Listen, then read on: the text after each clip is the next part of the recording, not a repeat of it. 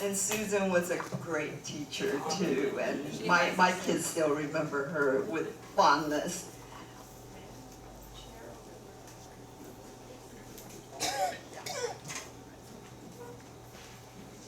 So I asked for a specially tall chair because I'm so short, and I want to make sure I see all your faces so when you nod off and fall asleep, I'll know to speak louder. So I want you to know that in my 45 years in education, and having spoken in front of many, many, many audiences, young and not as young, preparing for tonight has been really stressful and intimidating for me. And my friend was saying, but why? You're used to this. And I think it's because the feeling is I should be in the living room speaking to my family. And so why am I doing a presentation to my family when they already know me so well? And so I want you to know that this is really stressful for me right now. It all started, and I'm going to expose Gordon. It all started when Gordon and Rose was in New York about 3 weeks ago. And all of a sudden, ding, my text message comes on my phone. And Gordon says, Gay, would you speak on June 5th to the Historical Society? I'm sure they would love to hear you speak. And this was what, less than 3 weeks ago. So I said, Gordon, you don't have a speaker for that evening, do you? And you're the program vice chair, right? And he goes, oh no, I'm sure they would love to hear your story. And I'm going, come on, tell the truth. You don't have a speaker, do you? So finally he had to admit that he didn't have a speaker. And you know, it's really hard to say no to Gordon. And you know, he and Rose are just the most beautiful couple. And so here I am. I don't want you to expect too much because one of the things I said to Gordon was, I don't want to speak. You just had Helen Zia. You had John Jung, who's here today. They have all written books, and people are, you know, standing in line for their autographs. And so what am I going to speak about? And he goes, just tell them your story. I guess we don't want to tell my story. So he said, just tell them your story. And I'm thinking, that's very presumptuous of me to think that my story would be of interest to an audience like you. But again, you know, not wanting to disappoint Gordon and Eugene and Chinese Historical Society, I said that I would give a stab at it. So what I decided to do was to, well, before I said yes, I also consulted with Munson and with Sue Ellen. And I said, what am I going to say? I don't know what to say. Who wants to hear my story? And Sue Ellen had just finished an oral history interview with me. So Sue Ellen said, just tell them some of the stories that you told me during the interview. And I think Susan can tell you, being an elementary school teacher, one of the first things you learn, especially in the primary grades, is to tell stories. Because those stories bridge the learning gap. Whether they speak English or not, whether they know what subject you're talking about, if you can tell stories that really captivate their interest, especially by drawing upon their experiences that are similar to what you want to teach them, then it bridges that gap. So I said, okay, I can do that. I can tell stories. So I'm going to tell you my story, not because it's so important, but my story because it's so common. And I think those of us who are immigrants or come from immigrant families, our stories are similar. They're very, very similar.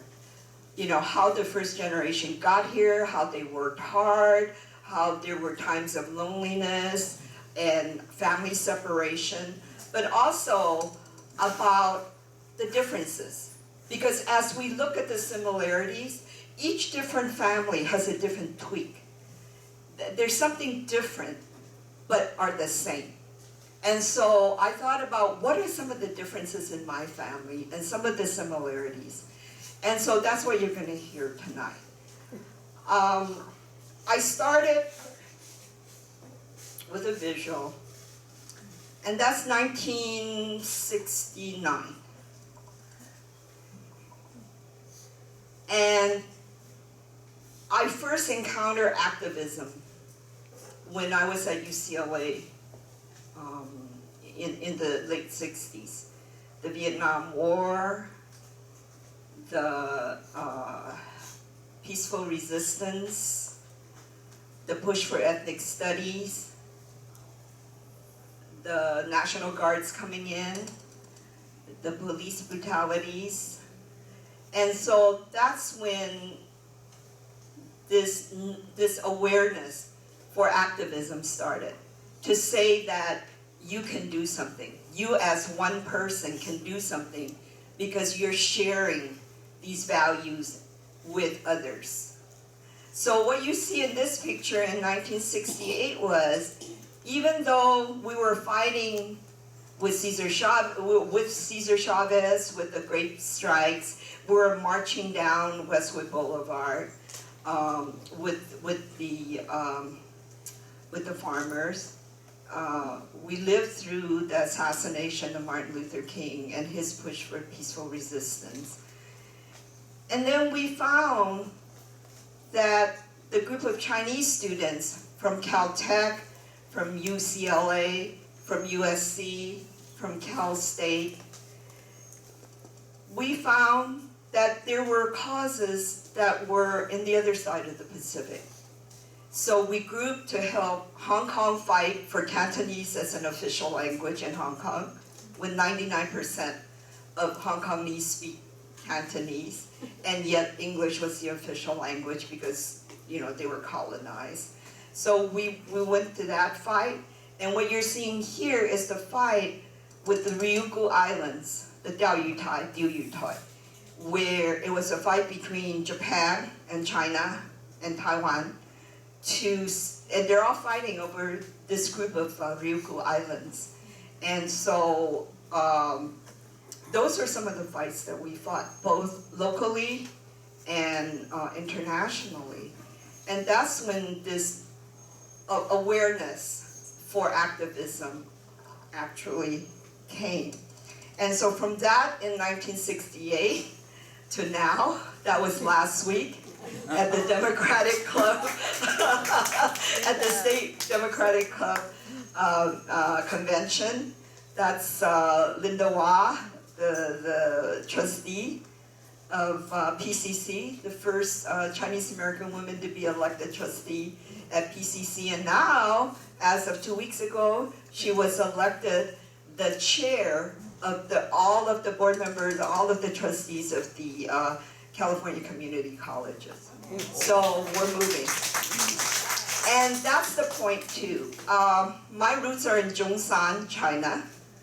And if you read the history of who came for the railroads, who came digging for gold, who came to work on land filling, on the fishing industry, on the timber industry, most figures will say that 75% came from the Toisan or Taishan area of Guangdong province, but the other 25% came from Zhongshan, where my roots are.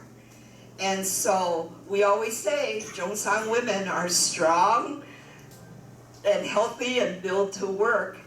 And so, so what I want to talk about tonight are the strong women in my life and the influence that they've made on me as I was growing up, so that this can become this. This was my mom. Last name is Fong. I know. You figured this was maybe done in, the picture was probably 1920? Yeah, probably 1920. Oh, I have to be accurate tonight because my Auntie Lucille Fong is here and she's my mom's cousin. And so I need to make sure that I don't make up things as I go along because she'll know if I'm incorrect. So that's mom as like a teenager in the village in Lungdu, in Zhongshan. And what's different about this is in a small village that are rural farmers, my grandfather had the wherewithal to say she needs to have an education. And so mom was educated in the village. And many of the Fang women, the Longdu women were educated in those days too, even though we were just a backward village. Because many of the men had left and they came to the United States. And so there was money not only to educate the men, but also to educate the girls. But not too much education. Because after a while, grandfather also got a lot of ribbing from his uncles and his older cousins about why is he wasting money by sending money home to educate a daughter when that daughter will be somebody else's property anyway after she marries. And grandpa said, no, my daughter will have an education. And so that was something he had stressed to my grandmother in the village, that even though he's not there, the money he sends home will go to an education for his only daughter. So the situation there is very, very similar to many, many, many of the thousands and thousands of families who came. Whether the men came on paper sons, as paper sons or paper children, or whether they came with their own identity, the goal is, and we all know this, the sojourners, the goal is to make money, save money so they can go home, but also send a portion of that money back to the villages so that their families can continue to thrive. Most often, the money sent home to the villages were, in their minds, managed well. They bought land so they can expand their farming acreage, and they also built multi-story homes to show off the wealth and to be comfortable. So you always know, this family has somebody in Gamsan, right? Gamsan box and send money home. And so that was the situation. Grandpa was here, first working in Susun, picking pears and peaches and whatever. And then later he came to LA to work in the herb industry. So left mom and grandma home.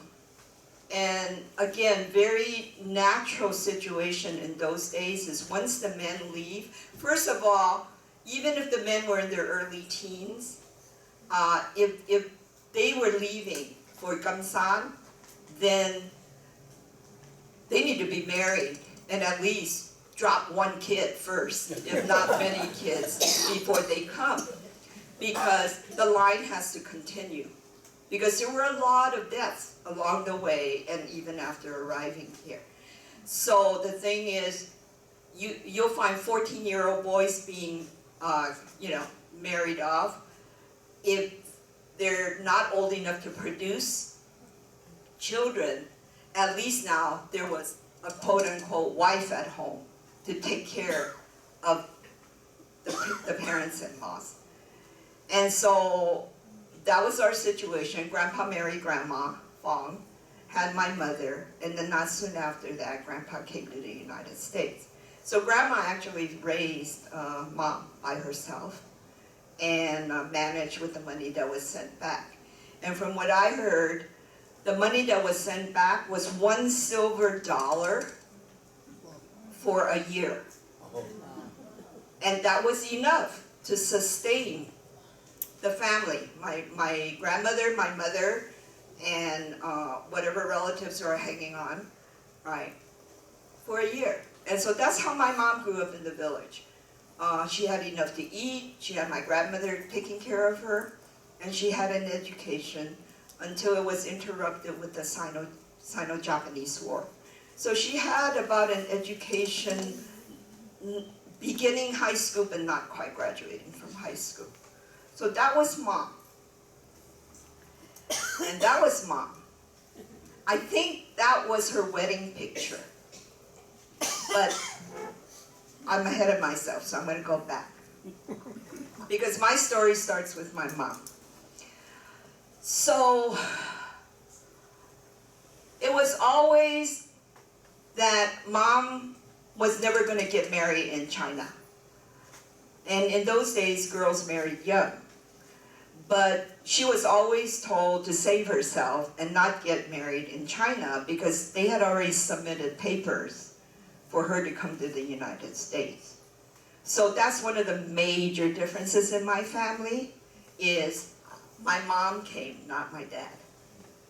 So my mom came to America and sent me home.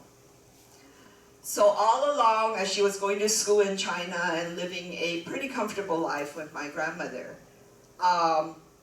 she was always pounded into her head that we're not going to marry you off, we're not going to marry you off because you're going to be going to the United States. Well, that's fine, except that she never got papers. She never got a visa to come to the United States. So next thing you know, she's 28 years old. Oh my God, an old maid in the house, right? She's never going to get married. No one's going to marry her. She's 28 years old. So when it looked like all hope was gone for her ever coming to the U.S., because it's been years since she submitted her papers, she fell in love. She actually fell in love with my dad. And my grandmother thought, okay, all hope's gone. She might as well get married. She's already an old maid. So she married my dad, and she had me when she was 30 years old, right?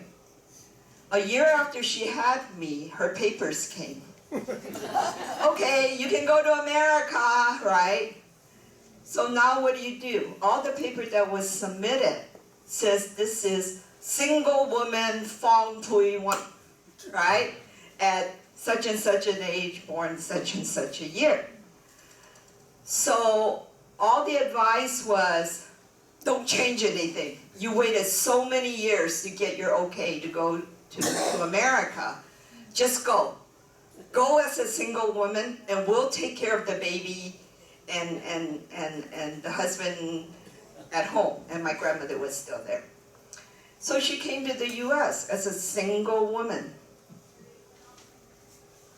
Yet in her heart, she left me when I was 18 months old in the village under my grandma's care. She came to join Grandpa in the U.S., and then my dad went to Hong Kong to also earn a living. So I was in the village with my grandmother. I was born in 1950. Yes, I'm 69 now, okay? I was born in 1950. And you know what happened in 49. The communists came in 49. But because we were in a faraway village and not among the big cities, the communist soldiers never got to us for quite a few years. So I was with Grandma in the village. Dad was in Hong Kong making a living, and Mom was here with Grandpa making a living, right? Well, the communist and the nationalist war got closer and closer and actually reached into the village. In 49, China became communist. And so then it was what they call the period of struggling. So the landlords, the wealthy people, basically were tortured and their possessions taken away. We never suffered because Grandma was very pragmatic. The money that Grandpa sent back all those years, she ate it all. She didn't buy land. She didn't build a grandiose house waiting for him to come home. She listened to him And the money went to my mother's education, and they never went hungry. With the Sino-Japanese War and with the Communist and the Nationalist War, they never got hungry because Grandma was very practical. The money was used for food and necessities. And so when the communists came and everybody was being tortured, we weren't landlords, we were peasants. And it got to the point where I remember one story was when I was older, Mom was saying, you know, I had a lot of nice jewelry at home that we hid in this little cubicle, right? And it was gold, and there was some opal, she said, and some jade and all that. So she was asking my grandmother, where's all my jewelry? Ate it all. All right? And it was a good thing, because it kept everybody alive, right? And then when the communists actually got into our village when I was 3 years old, 1953, and she felt it was time to leave China because it was getting too dangerous. This isn't a landlord, this is a peasant class. So she put me on her back and walked out to Macau. And that's how I got to Hong Kong when I was 3 years old. And so I stayed in Hong Kong. But now it was time for Grandma to leave me because it's time to join my grandfather here in the US. There's a term, how many of you speak Cantonese here? So there's a term called 守寡, right? 守寡.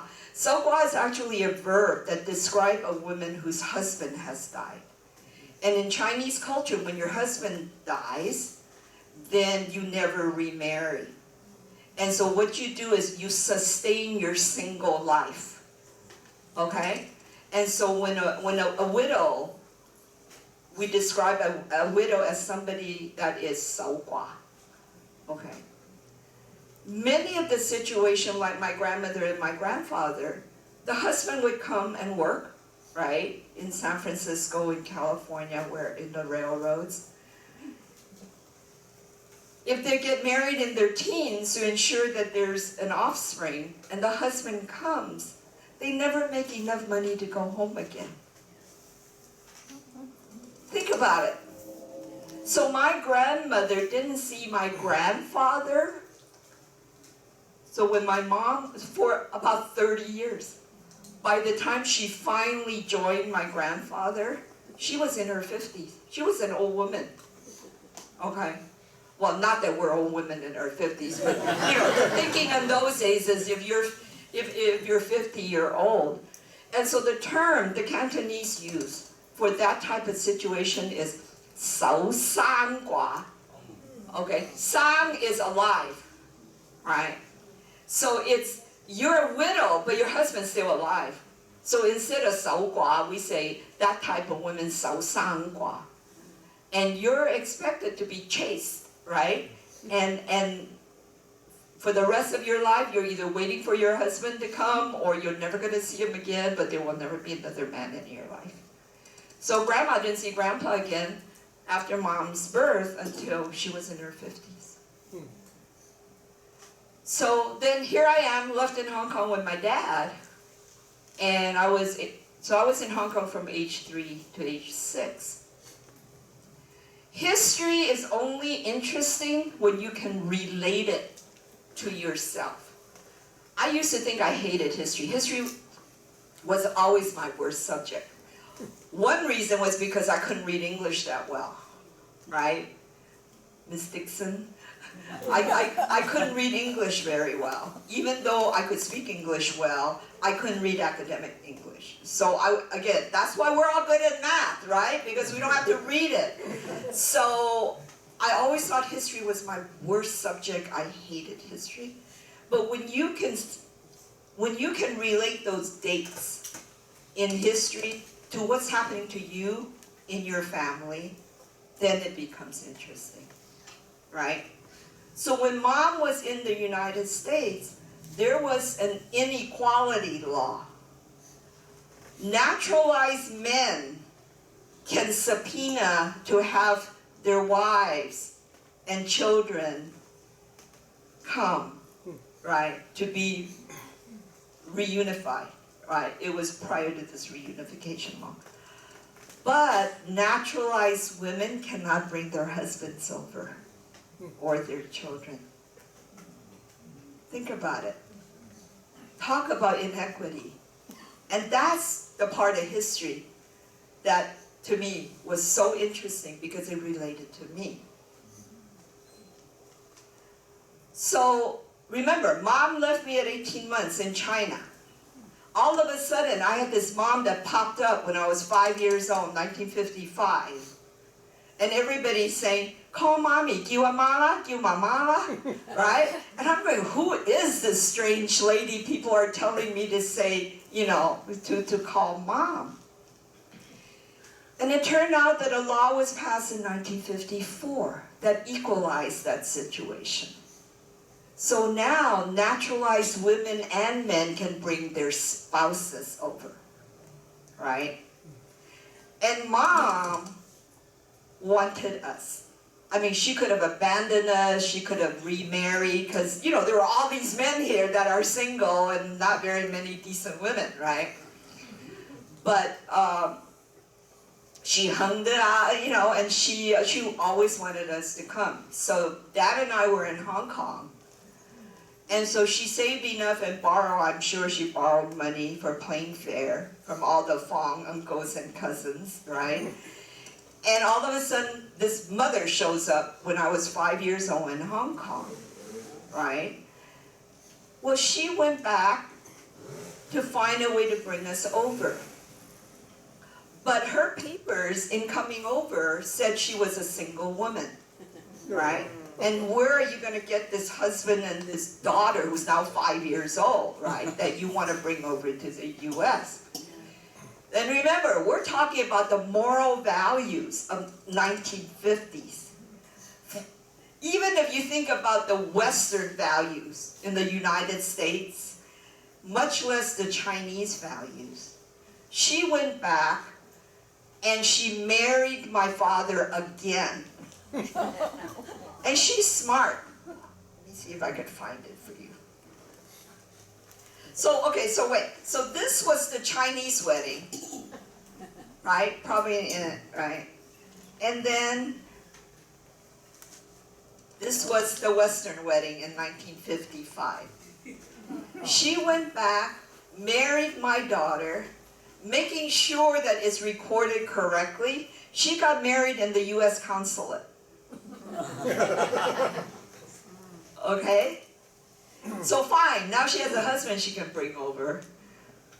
Where did this 5-year-old come from? Illegitimate, she says. I had her out of wedlock. Can you imagine a Chinese woman in the 50s admitting to the fact that she had sex before she got married, right? And so that's how I got here in 1955. So that was me with Grandma in the village. So that must be about 1952. Same haircut. What? Same haircut. Oh, same haircut? Yeah. And then there was me maybe a year after that. And that's how Grandma looked, and in that picture, I'm sure she's only in her 40s, you know. That's you? That's me. Wow, you look like a boy. Thank you, Mr. Sun. No, back in those days, a lot of the girls were taking photos as a boy so that they could, you know, sell their papers. Oh. Yeah, to establish that they were sons. So this was Hong Kong with Grandma, Dad, and me before Grandma left me. And then this you can recognize, Auntie. That's at Irene's house, Irene and Florence's house. That's Grandpa, but I'll show you that later. So anyway, so that's how I made it to the United States with my dad as an illegitimate child, right? So the story in the United States kind of connects me with many of you here. And I was just talking to May a while ago. We rented a a 2-bedroom apartment on Grand Avenue, right here in Chinatown, right before you hit, in those days it was Sunset Boulevard, but now it's Cesar Chavez. I was 6 years old. I went to Castelar School. I lived next to the Leongs, the Guanyek noodle Leongs. So I grew up with Lily and Henry and no, Lotus is Lily's daughter. I grew up with Lily, Henry, and William, the 3 children. And I know Uncle Leong is no longer alive, but you know, Auntie Leong is still alive. They were the nicest people because we didn't have a car, my parents didn't speak English, and they were all dependent on relatives and friends. And you know, my aunties and my uncles helped my parents so much because they couldn't drive and they couldn't speak English. So anytime, even going to the doctors or even going to Sears to buy something, we had to depend on the aunties and the uncles. And Mr. Leong, Henry and Lily's father, was so nice. They, you know, he had a station wagon because he had the Guanyek Noodle Company, right? And so he, everywhere he took the kids, he took me. So I had my first McDonald's hamburger because of Mr. Leong. I saw the first Disney cartoon because of Mr. Leong. And in the summertime, he would take me with the kids to go to his noodle factory to make fortune cookies. Maybe that was child labor, I don't know. No, but they were just wonderful people. And the environment in Chinatown in those days, it truly was a close community. And those who spoke English helped translate for those who didn't. Those who had cars gave rides to people.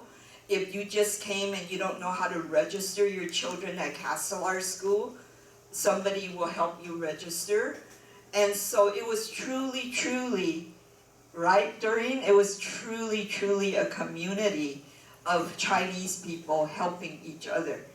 And I remember that. But I also remember something tragic that later on did probably turn out to be something good.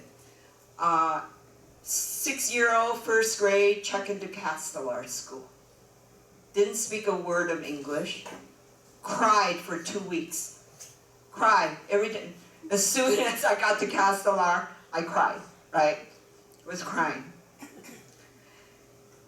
And then one day I found a little girl, not in my first grade class, but still in first grade, but spoke Hong Kongese, spoke Cantonese. And so we bonded, had a great time, but only met each other at recess time. So one recess, we were jumping rope together in the schoolyard. And how many of you remember like Charlie Brown cartoons? Where adults, when adults talk, you don't understand them, right? They just wah, wah, wah, wah, wah, wah, they make noise. And that's how Charles Schultz liked to show it that way. So my friend and I were jumping rope, and I just remember this looming shadow coming over the two of us. And as I looked up, I got slapped really hard in the face. And it was an Anglo teacher, wah, wah, wah, wah, wah, wah, wah, wah, because I didn't understand English, so I don't know what she was saying. But the message was clear. The message was clear. I should be speaking English, right? And from that slap, I blocked out education until I was in the 4th grade. So I have no memory of going to school from grade 1 to grade 4. Why did memory come back in grade 4? Any guesses? You learned to read. I'm sorry, what? You learned to read. I learned English, you are right. And every linguistic research that talks about how you learn a second language says it takes a good 4 years to learn academic English to the point where you can manipulate it, or right? So that's why we say in bilingual education, just because a child says, "Teacher, I need to go to the bathroom," doesn't mean you can give them a history book in English. There still needs to be some help along the way. And so it wasn't until 4th grade that school started coming back to me. But it was also 4th grade that started my anti-Chinese feeling about being Chinese, right? And how did that come about? It came about from television. I was watching Leave It to Beaver, Ozzie and Harriet, Father Knows Best. That's the stuff I grew up on. So I see all the fathers leaving for work in a suit and tie, the fedora hat, right? And the mother in a frilly little apron in a dress, right? And dinner's on the table, the kids are sent to school, they come back. And that was the image. Well, my family didn't look like that. And I'm sure many of your families didn't look like that. And so, for a teenager, a preteen, a teenager, who wants to be part of the norm, who wants to be part of a peer group, then there's something wrong with my family, right? They don't look like Ozzie. My mom didn't have a frilly apron. She was sewing at a sweatshop in downtown, right? And dinner didn't look like that, right? And so you start hating yourself and hating your family. And you start hating and doubting about what's wrong with my family. Why are we so weird? And so I didn't bring any kids home. At that time, we had moved out of Chinatown, and bless my parents, without knowing English, and I think it's Mrs. Yip who told them, May, they found out that Marshall High School was the best academic public school in LA Unified. So all the relatives pooled their money together. My grandparents, my parents, my unmarried uncle, say so, right? They pooled their money together and they put a down payment on a quadplex in an area between Silver Lake and Echo Park, right where Sunset Boulevard is, where the 99-cent store is at Sunset Boulevard right now, because it fed into Marshall. So we moved out of Chinatown when I was in 3rd grade, so I went through Mitchell Torina, Thomas Stark King, and then John Marshall. And they found that out without learning English, but they had their own Chinese underground network, right? And they knew that. And so I got a good education. I got a good public education that I will always, always be thankful for. So we moved there, and then the self-hatred got even worse. Because who fed into John Marshall but the people from Silver Lake? And the Silver Lake Japanese Americans, who look like me, right, didn't have families like me. Because their parents were CPAs, lawyer, professional people. And so while I didn't invite them home to my house, they invited me home to their house. So I went home with them. And there's their Japanese American mother in a frilly apron, in a dress, right? And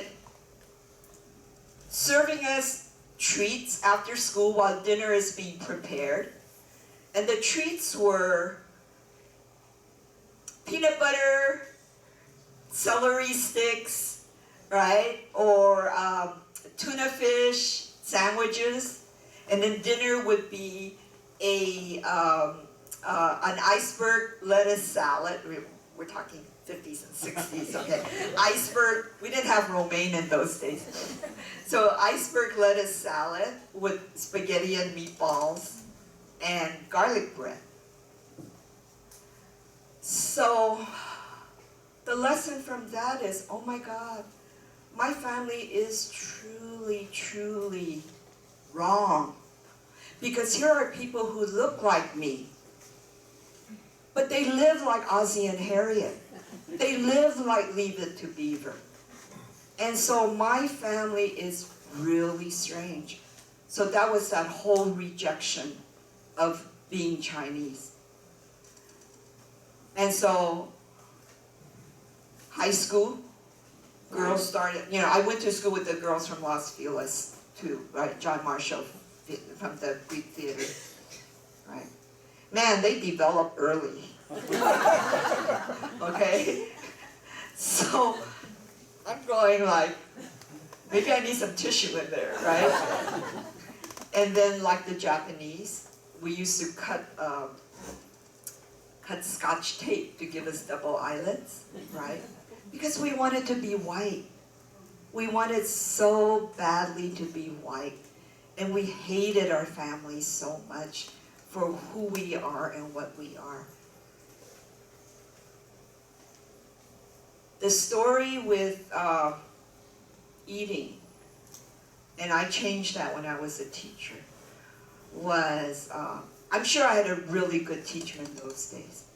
When did we teach the food groups? Third grade? Fourth grade? Third grade.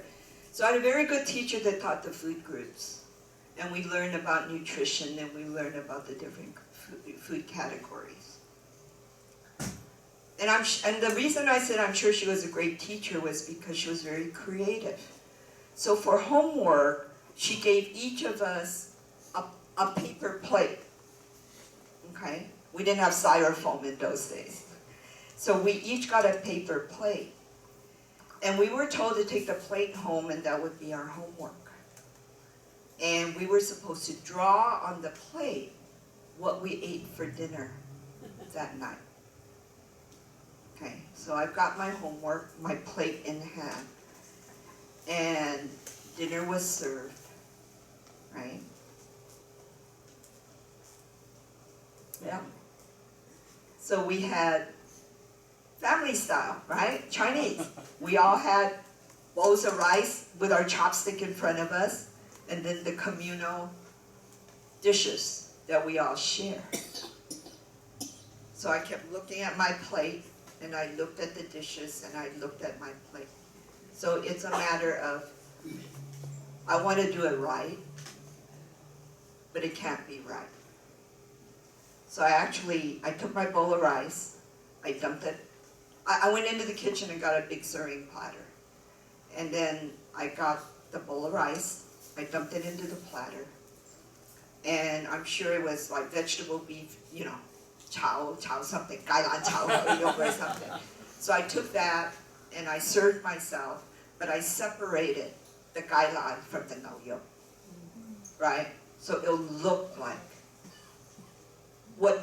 how normal people eat dinner, right? But the worst part was, I took my plate and I left the family table. And I never ate dinner with my family for 3 years.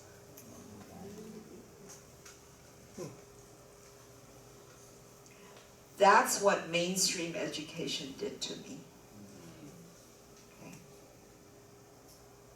And because there was nothing more, there was nothing to tell us that we weren't weird, that different isn't strange, and there's different cultures. So when Bill Chun-Hoon hired me to teach at Castelar, fast forward to 1974. Bill Chun-Hoon hired me as one of the first bilingual teachers. I was one of the first Cantonese bilingual teachers certified to teach. And I made sure when I taught food groups, the protein group includes tofu, right? It includes normal things that we eat because we were in Chinatown. And to not teach and associate ourselves with the lives of our students is not right, it's just wrong. So the vegetable group had bok choy, and we didn't have ong choy in those days either, that was too exotic, but we made sure it had bok choy and kai lan, right? And there was fish, and the grain group had rice, and I also made sure there was tortillas, right? And so it really made a difference. And I didn't fall into bilingual education. I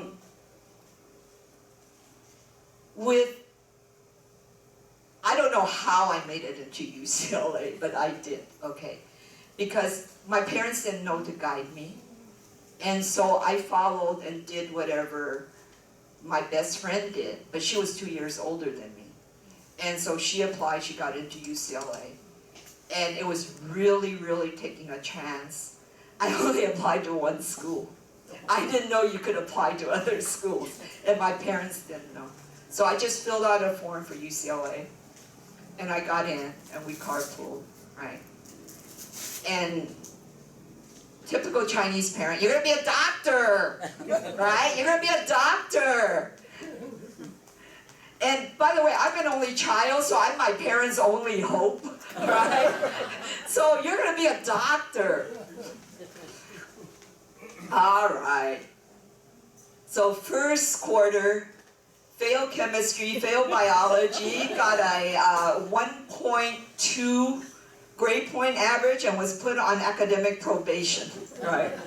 It's like, Mom, I can't do this, I can't be a doctor, right?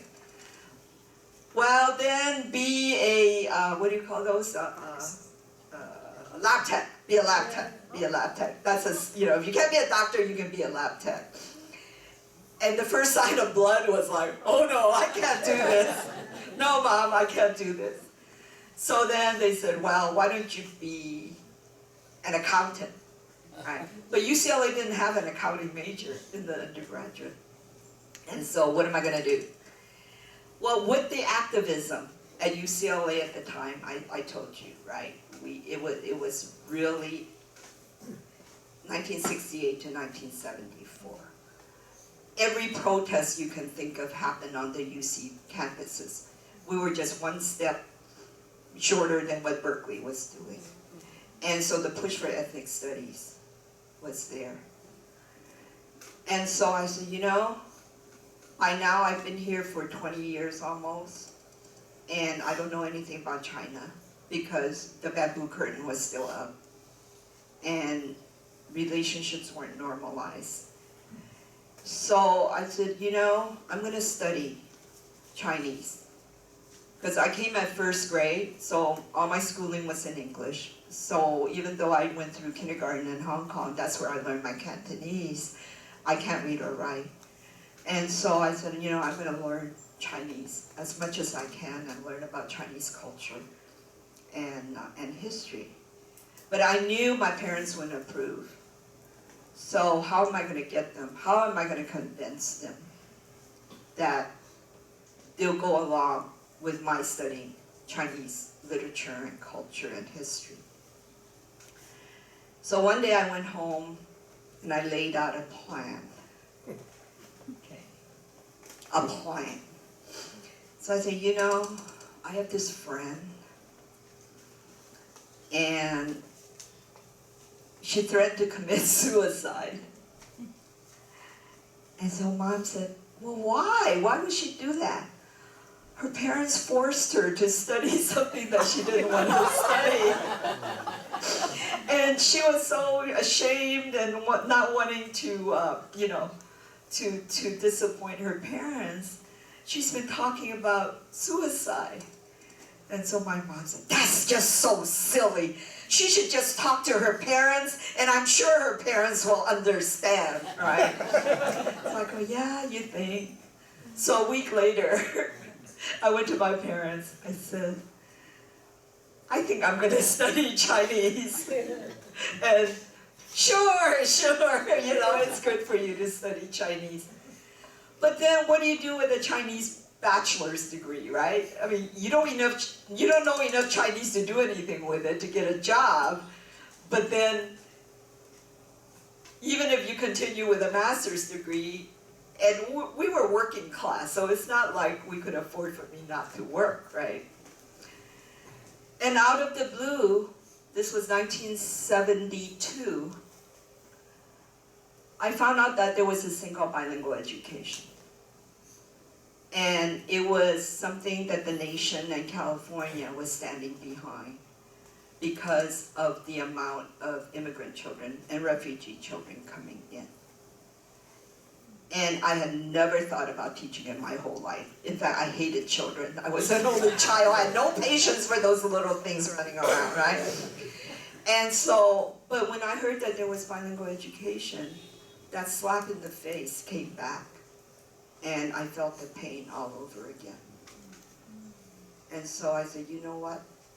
No other children will be slapped in the face for not being able to speak English ever again if I could help it. And so I enrolled in the teaching credential program at UCLA. And then when I got my credential, I thought, revenge, vengeance. I'm going to go back to Castellar, and I'm going to teach, because Dr. Chen Hoon was made principal of Castellar because he was charged with creating the bilingual program for LA Unified in Cantonese and Mandarin. And so I walked into Dr. Chen Hoon's office, and I said, hire me. I didn't know that wasn't how it worked, right? So I went up and I said, hire me. I'm here to teach, right? And he goes, I don't have an opening for you. And I said, no, I have to teach here. I went to get my credential just so I can come back and teach here. And he said, I don't have a class for you to teach. And so I said, if you don't hire me now, I'm gonna park myself in your office, and sooner or later you're gonna hire me, right? And so he looked at me and he goes, well, I have a long-term sub-position. Do you have your bilingual credential? Yes, I have my bilingual credential. Well, I have a long-term sub-position, second grade Spanish. I said, I know enough Spanish to be able to teach that class for a couple of weeks until the person came back from maternity leave. And so that's how it ended up, with Bill being my first boss. And here you are, and it's just been wonderful, Bill. It's been a great journey. And I retired last Monday from Cal State LA after 45 years. So it's been a great journey. And I think I was supposed to connect all this with how our values and our goals and our life decisions are made. And I know for me, it's the women in my life. You know, I had a grandmother who, coming here at age 50, not educated, okay, came here, didn't understand a word of English. And when we went and invested in the quadplex so I can go to Marshall, there were a lot of things to be fixed. And being Chinese, and Gordon knows this, being Chinese, you try to fix what you can so you don't have to pay people to do it. So here's Grandma, and every time I come back from school, she's stolen some skill from some workman just by watching the person do it, so she wouldn't have to pay a workman again. So I come home one day and, you know, all the windows, we used to have those sliding windows with a rope in between to hold the windows up. So we had to have people come in to change the rope because they were all rotted away, right? Next time, I can do that. So we took her to the hardware store. She bought the rope. Next thing you know, somehow by watching the workmen, she learned how to change the rope, and our windows were all fine. Well, then the Venetian blinds were all torn up, right? And in those days, it was, okay, let me tell you now, it was not a throwaway society. We fix things. We recycle things. It's not so easy that it's broken, we throw it away. So the Venetian blinds that were in the windows, she watched the repairer do it. Next thing you know, she was restringing those Venetian blinds. We had to get a person come in to sand the hardwood board for our floors and shellac it. So we had 4 units, right? We lived in 2 and rented 2. She did the other 3. Okay. As long as we took her to the hardware store and got her the right equipment, she did it. But the most amazing thing is, I came home from high school one day and she was repaving the cement in our driveway. And so that's Grandma. Not only was she left alone to raise my mother in the village, but she came to the US and adapted to a society and learned just so that the family could benefit from it. Grandpa's also interesting. I didn't talk much about Grandpa, but Grandpa was interesting. Grandpa was number 6 of 6 brothers. We don't know how many girls there were, okay, because they didn't count the girls. There were 1 girl? There were 2 girls, okay. All I know is he was number 6 of 6 brothers. Grandpa was a scholar. He was a Confucius scholar. Wow. But he was educated at home, in the village. Brother number 1, okay, you have to know where Zhongshan is. Zhongshan is close to Macau and is right on the mouth of where the ocean meets the river. The river. And so we ate a lot of fish, and it was good fish. It was good fish in Zhongshan. And so, where was I going with this? Oh, brother. Okay, so, see, yes, I'm nearing 70, okay. So anyway, there were 6 brothers. Number 1 brother, and this is what I'm told by my grandmother, so I don't know whether it's true or not. So, number 1 brother was a mountain bandit. Wow. Okay? So in the olden days, like, if you go anywhere, you have to go through the mountain roads. So he was one of those bandits that stop you and rob you of your money. Okay? So oldest brother was a mountain bandit. Second brother was a river bandit. Third brother was an ocean pirate. Okay. And I forgot what 4th and 5th were, but it's around that kind of stuff. Okay. But when it came to number 6, my grandfather, his parents insisted that he get an education. And in those days, an education means hiring a tutor to come home and drill you in the classics and all that. So Grandpa was a classic Confucian scholar, right? So for him to leave his life in Zhongshan and end up in Susun picking pears and apricots, and you know, it's quite a change for him. But Confucianism teaches you that you always present yourself to the character or the level, right, that you were raised. So from Susun, he came to LA, worked with his uncles in the herbal business, right, Auntie? Brothers? Was it his brothers? And then ended up finding a job as a janitor at the Biltmore Hotel. Wow. Okay, so he worked as a janitor at the Biltmore Hotel, which was great because it was unionized. Okay, and he went there right before my dad and I came. I remember when I first came, he must have been so proud of me that he had a little girl. So he would drag me to the Biltmore Hotel, and in those days, there were still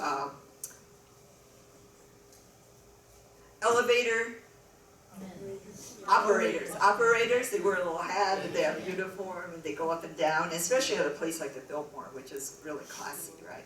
So he'll drag me into the elevator for a ride, and then he doesn't know any English either, right? So he'll say, "Tota, tota," all right? Meaning my daughter's daughter, right? So he'll be so proud and "Tota, tota." And the elevator guy would, "Oh, that's your granddaughter, hello." And then he would slip a silver dollar into my hand. Because we were still using silver dollars and silver half dollars in those days. We still had a silver currency. And then he'll take me downstairs to the dungeons, where he would change and show me where his locker is and everything. And then the cafeteria for the workers were also downstairs, and so they would fill me up with ice cream, and everybody would put either 50 cents or $1 in my hand, so I made out. Every time he took me to the hotel, I made out. But every time I go to the Biltmore now, and I've spoken at the Biltmore in front of like 1,000 people, I always feel like I should come in through the back door instead of walking through the front door, right? So grandfather, in his Confucius spirit, he would take the bus to go to work from where we were living in Echo Park to the Biltmore Hotel. You would think he was going to office, because when he left the house, he looked like Ozzy. Okay? White starch, always sent his shirt out, white starch shirt, black tie, 3-piece suit, fedora, socks, and kangaroo leather, right, and a walking stick. And that's how he left the house, no matter where he was going. When he got to the Biltmore Hotel, they had uniforms. They had those janitor's jumpsuits. So he would go and he would change into a janitor's jumpsuit. When he's finished, no matter how late it was at night, he'll go back into his 3-piece suit, his hat, his walking stick, and take the bus home. And so that Confucius training was ingrained in him.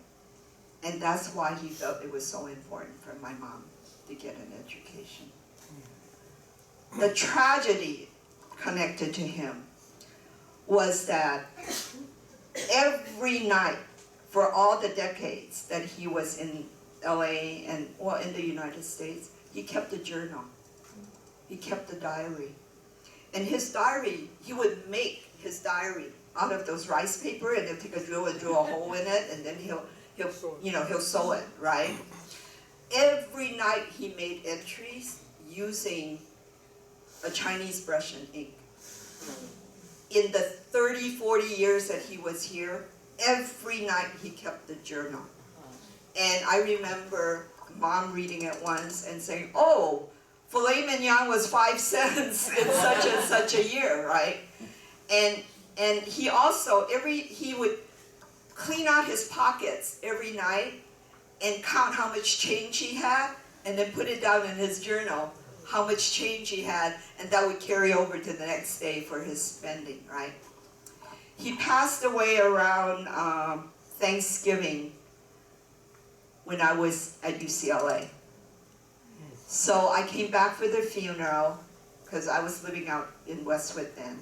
I came back for the funeral, but I had to rush back because we were on quarter system, and it was finals. So I rushed back, I took my finals, Christmas break, I went home. My grandma threw all the journals away. Oh. That's awful. Yeah, nowadays when we're talking about our archival history and this was first-hand writing of his life spanning 1920 until he passed away in 1970 something. And Grandma threw all the journals away. And I said, why? He goes, 冇用啦, right? It's useless, right? So that's something that, I so regret that she did. So again, that man was responsible for the 2 strong women in my life. I think what I am today, my belief systems, having my mom at a very early age tell me that there's nothing in the world that you cannot achieve. And she said it in Chinese, I forgot the Chinese word, 世上無難事, and something, right? Anyway, she taught me that when I was 6 years old. And we would have our private moments. As hard as she worked in the sewing factory downtown, she always spent Saturdays with me. Saturdays would be our bonding days. And so we were still living in Grand Avenue. We would take the bus to downtown, and there's J.J. Newberry's Woolworths, and then there's also Clifton's Cafeteria. So on our girls' day out, which was Saturday, if she had money and she did well, we went to Clifton's Cafeteria, and she would order a prime rib. She loved mac and cheese, and then I would get my chocolate banana cake, and we would share it. And that was my memories with him.